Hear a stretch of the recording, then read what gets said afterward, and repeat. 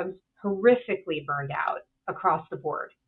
The cancer was a major wake-up call that I needed to start paying attention and start refilling my cup and support my health, or I was not going to be here to see that in the long run. Welcome to A Founder's Life. I'm your host, Leo Gestetner. On this show, we dive into the real stories behind the highs and lows of entrepreneurship and how we pursue a more balanced and meaningful life along the way. This podcast is sponsored by Thanks, helping founders like us scale with reliable remote talent. Email founders@thanks.com. That's THANKZ.com with the subject line The Founder's Life, and you'll get $1,000 off your first month. Now, I'm excited today to be joined by Lauren Kaplan. Lauren, thank you for joining. Can you please kick things off by introducing yourself to our audience? Well, Leo, thank you so much for having me. It's a pleasure to be here. Hi, everyone. I am Lauren Kaplan. I am the founder of GrowthOps Advisory. We are a strategic business and HR partner because performance through people is how businesses succeed. Started the business in 2018 and now have a group of 10 helping me serve our clients from all aspects of HR, business strategy, people performance, and everything in between. Excellent. And what brought you on your journey to where you are now? Well, the best place is to always start at the beginning. And back in college, I majored in operations, and much of my early career was in that focus of operations. And along the way, I got my MBA. I worked for a consulting firm, and I wound up at a startup. I always knew I wanted to start my own business. I just wasn't sure what that was going to be. And I landed at a startup. It was called Nomad Financial. They've since been acquired. And they were a accounting, CFO advisory, and tax firm that worked with startups. They were a startup for startups, and I was the COO. And what I came to see over and over was that all of our clients' business problems were people problems.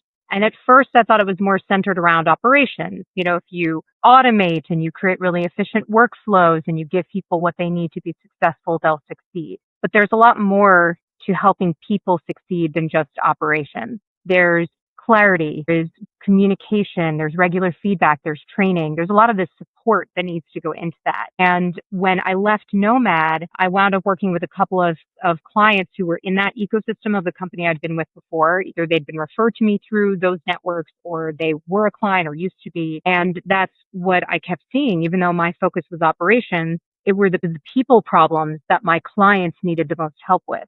And in my role as COO, I was already overseeing HR. And so I started to say yes to more of that work. And more, it just became apparent that that's where a lot of these companies needed the most help. And that's what formulated, that saying that we have is all business problems are people problems because your business is made up of people. And people are very unique. They're an individual puzzle. And as a strong leader and manager, you've got to be the missing piece. You have to understand them as a unique individual and then fit that missing piece to unlock the potential that people have. And it is not easy, but it's incredibly rewarding when you're able to do it successfully. I'm impressed because being in the people business, I find it's a challenge every day. Yeah. It's always surprising what we come across. Yeah, I think most business owners would tell you that business would be easy if it wasn't for people. And because you have those days when it's just so difficult. And what's so interesting that I will say is, while we might make it look easy, that doesn't mean I don't experience all the same challenges with my own people and motivating people and ensuring they get what they need. What I think is so helpful for us and why we've been successful in what we're doing is that because we're a third party, we don't have the same emotional attachment to it. It's a lot easier to have the clarity as to what that individual person needs or how to talk to them or how to motivate them or where to move them on the bus to what seat, because we don't have the same emotional attachment. But I fall into all the same pitfalls that I'm supporting clients through when I'm extremely emotionally attached to something. And I'm lucky that my team is so well versed and they provide me with support on those things when I need it as well. But it's hard. It's really hard to detach from those emotions, to detach from what the outcome can be. It's funny because think about when something is low stakes. If you're not worried about the outcome, it almost always goes well anyway. And when you are worried about the outcome is when a lot of the times it feels like there's so few options that will go well.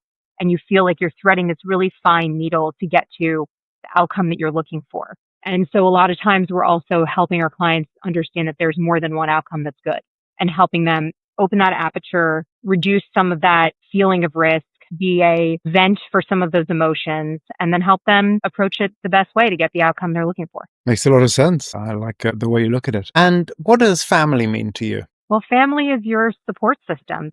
That's your foundation. What are you doing all this for if not for your family? And that can mean a lot of different things. It can mean the resources to support a certain lifestyle. It can be to make the right time for your family, to be there to support them or to just spend quality time with them. But separately, family is so important to me. I've got 2 young girls. I have a 2.5-year-old and a 5-year-old. I have, my husband, and he's got this incredibly large family. And I have a very small family. My dad was an only child. My mom had 1 sister. So I have only 2 cousins, and that's it. At my wedding, it was like my core family, my parents, my brother, and myself, and then our friends that we consider family. And my husband, his family was over 150 people on the guest list. They are a massive family. They're incredibly close. It's really being so welcomed into his family and seeing how close they are and how supportive they are can really deepen your view of how critical relationships are. And while I love that his family is so close, I think it also reinforces that deep relationships can come in so many shapes and forms, and they're wonderful and special, and they need to be protected. And, I have obviously that with my immediate family, but it's wonderful to have gained that perspective too and feel that way about some of my closest friends as well. Nice. Yeah, I think, again, some great wisdoms that you've learned, especially from the extended family on your husband's side. 150 of them. That's a lot. And what does health mean to you? And I say that meaning mental health, physical health, nutrition. How does health look like for you? Yeah. Well, when you and I first connected, I shared the story of my health journey of the last couple of years. And I think it's a crucible moment to start with in this kind of question, because it's informed and shaped a lot of my view on health, that health is wealth. You don't have that, you really don't have anything. And so to reshare that story for our viewers, a couple of years ago, September of 2023, I was diagnosed with breast cancer. And my second child, who's now 2.5, she was 9 months at the time. And the story leading up to that was extremely unusual. Everything about my case was unusual. The tumor had appeared overnight, and it was massive. And it appeared as my husband and I were working on getting pregnant with our second. And by the time I got into the doctor to see the doctor, I happened to have been newly pregnant. So most people, they hear this story and they think, oh, it came up while you were pregnant. No, it came up and then I got pregnant shortly thereafter, which complicated the process of getting a diagnosis. Doctors were very concerned about doing any kind of testing while I was pregnant. So it was January of 2022 when the tumor came up. I delivered in December of 2022, but it was another 9 months before I was able to actually have the mammogram and sonogram and then a biopsy to confirm that it was cancer. And what makes the story even more complicated is that it was stage 0 breast cancer, but it was very, very large. It was about the size of a clementine. It was so large, it was physically projecting out of my chest. And when it appeared at that size. It was not something that had grown over time or was being ignored. It just appeared, and it was a very large mass all at once. And there were a lot of other aspects to the diagnosis, and most of the tumor was hormone negative, which is very unusual, with a very small part that was hormone positive.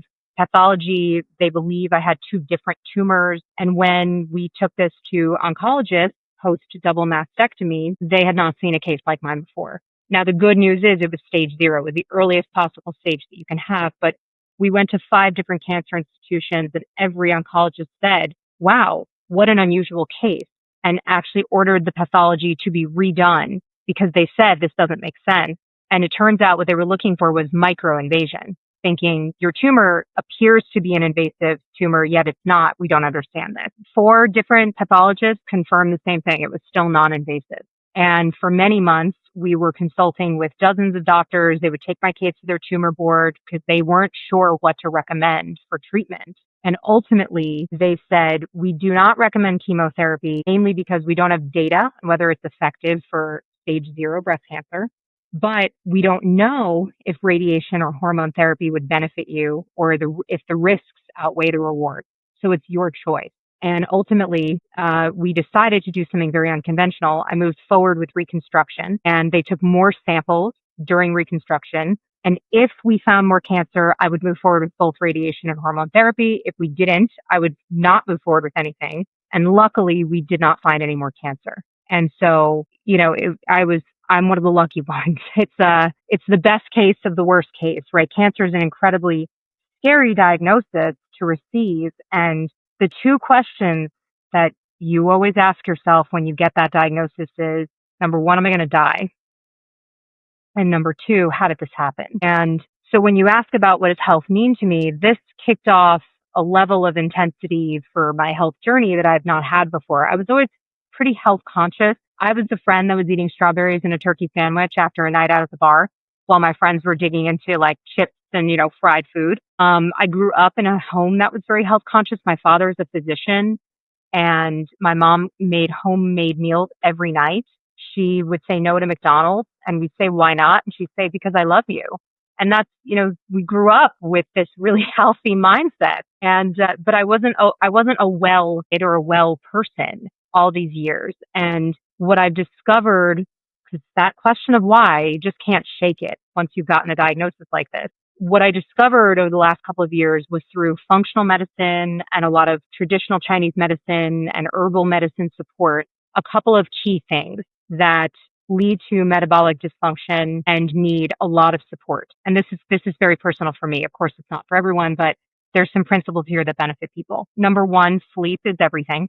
Sleep is foundational. And if you don't have high quality or consistent sleep, your body does not have the ability to eliminate all the trash in your body, your brain, and process and detox. Number two, I had gut dysbiosis. I had something called SIBO, small intestinal bacterial overgrowth, since I was a kid from lots and lots of courses of antibiotics. And we addressed that with both an antibiotic and an herbal treatment. And it changed my life. It eliminated my irritable bowel syndrome. And it actually, I'd say my seasonal allergies are 95% gone. My food intolerances have evaporated. And I also discovered I have a gene mutation, which is actually incredibly common. They believe 40 to 50% of people have this. It's called the MTHFR mutation, where it impedes your body's ability to detox and to methylate B vitamins. So exposure to synthetic B vitamins, such as folic acid, which in the US, all grains are fortified with folic acid, that can actually cause your body to block absorption of B vitamins. And B vitamin deficiency leads to all kinds of metabolic issues across, energy, brain function, nervous system, even things like anxiety and depression can be significantly amplified by a lack of proper balance.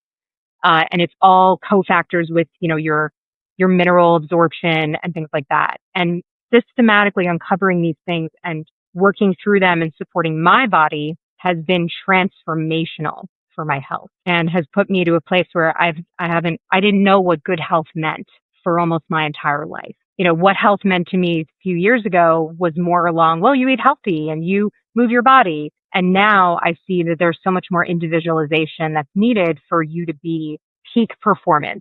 It kind of overlaps with how I think about our business. Like we want to help our clients perform through people. I can't perform if my body is dragging. And so, like I said, I think health is foundational for everything. And the last piece of this is it's the stress of everything you take on. The choices you make in your life, the job that you have, the business that you're running. If you don't have your health, you can't show up for those things. You often put others first, but you can't do that indefinitely and think it's an endless well that can continue to pour out, because eventually you'll be empty and you'll be left so burned out that you can't take care of yourself, and you make bad choices that make and compound those health issues and make them worse and worse.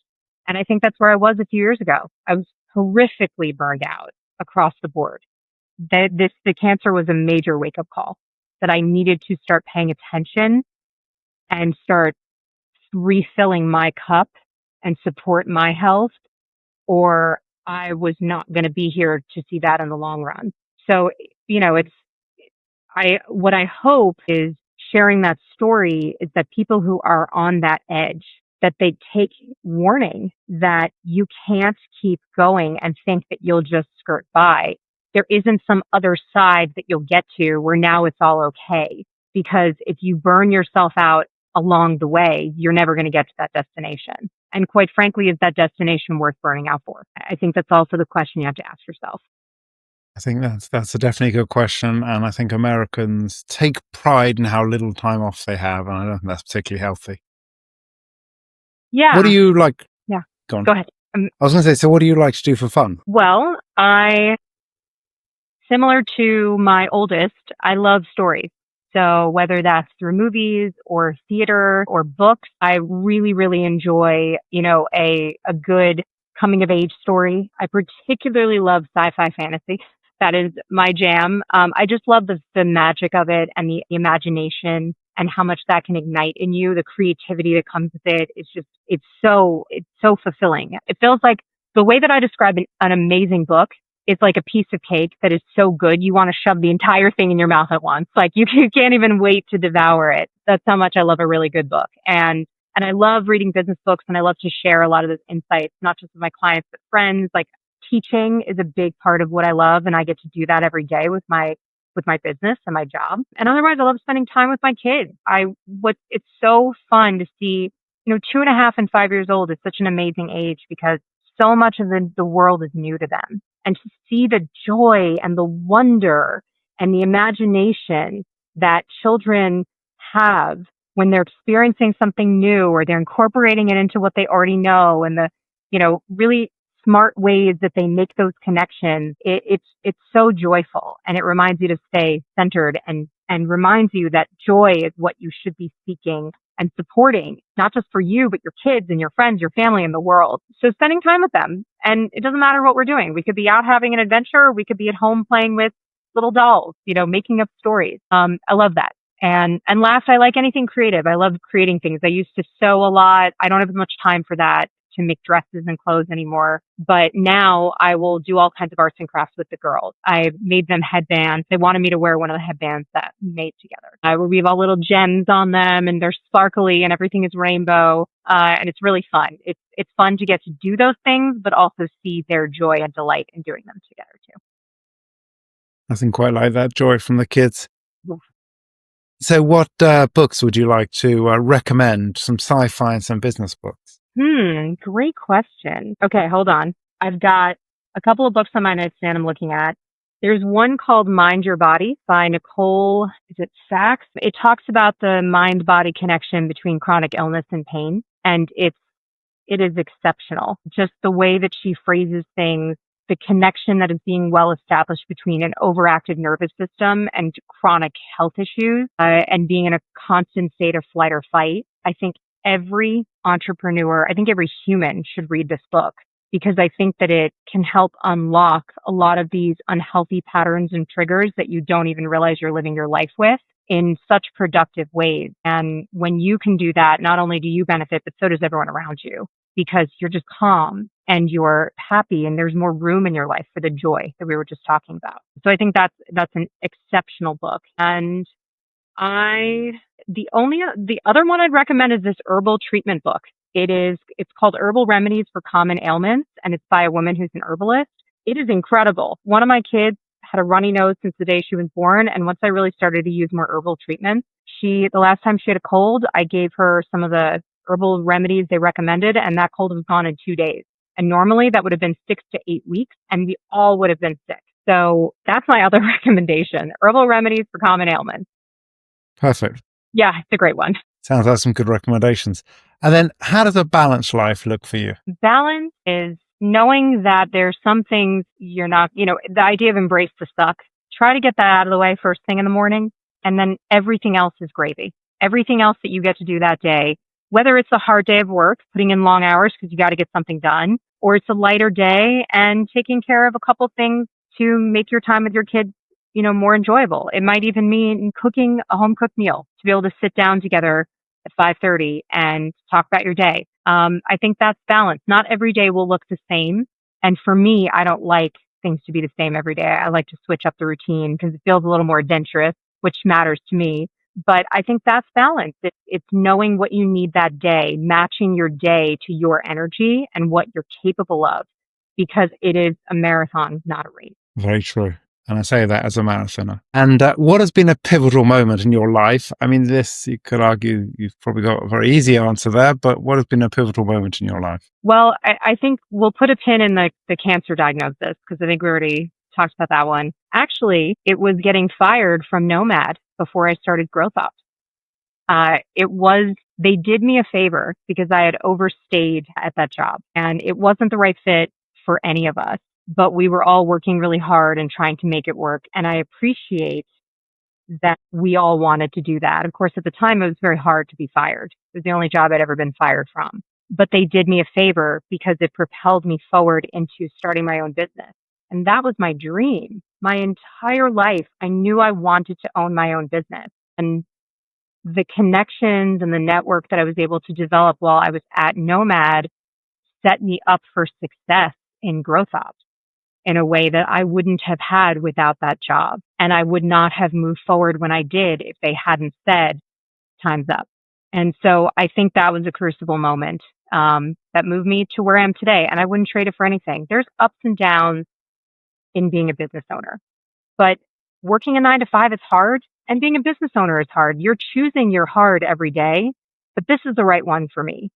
And I'm so grateful in the end that we parted ways at that time, because here I am today and I wouldn't want to be anywhere else. I think what is meant to happen happens to a large extent. Not always that way, but more often than not, the journey just shows up on what it needs to be. And it's definitely not easy being a business owner. I think a 9-to-5 job is a lot easier. Well, it's funny. I've made the same statement before, but then when I look at it, it depends, I think, on what's the way to describe this? I think it depends on what drives your motivation or your fear. Because I think some people are so scared of being fired. They're scared that they don't have agency over their income or their choices. They have to fit into a box of what their manager wants, of what the company wants. And I believe that there are many people that those boxes are very well defined for them to be there. And there are people who the boxes of entrepreneurship or the destruction of those boxes is great for those people to be there. And I think that, different strokes for different folks is really what drives the beauty of the world and people finding their individual purpose. You can find purpose anywhere you go. It's just a matter of your view on it. So for some people, like I said, I think that 9-to-5 is great. And for others, it's stifling. I'm one of those. Fair enough. Me too. I have never had a real job. I've never worked for anyone else. I think I'd be a horrible employee. But what's one piece of advice you'd give to an aspiring entrepreneur? I think the most important advice for someone who wants to run their own business is you've got to find something that you can show up every day and be motivated to do. And you have to understand the basis of that motivation for yourself. Is it because it's a problem you feel and you want to solve it? Is it that you see other people feel this and that's what's driving you? It's to solve it for others. What's the source of the motivation that you will draw on when things are hard, when you experience rejection, when you experience failure? Because those are inevitable when you are trying to do something new. They just are. And you've got to have the resiliency to see the business through, or to see your idea through the naysayers and the lack of support and the lack of resources and the lack of time and all the things you don't have enough of, to just get where you have the vision to go. It's that well of motivation. You got to have that. You got to know where it's coming from, and you have to be able to hold on to that as you go. And then there's a flip side to this. It's also to know when to pivot. It's also to see that something isn't quite working, or there's no market for it. There's no market, you don't have a business. If the market's too small, you're limited in how big you can get.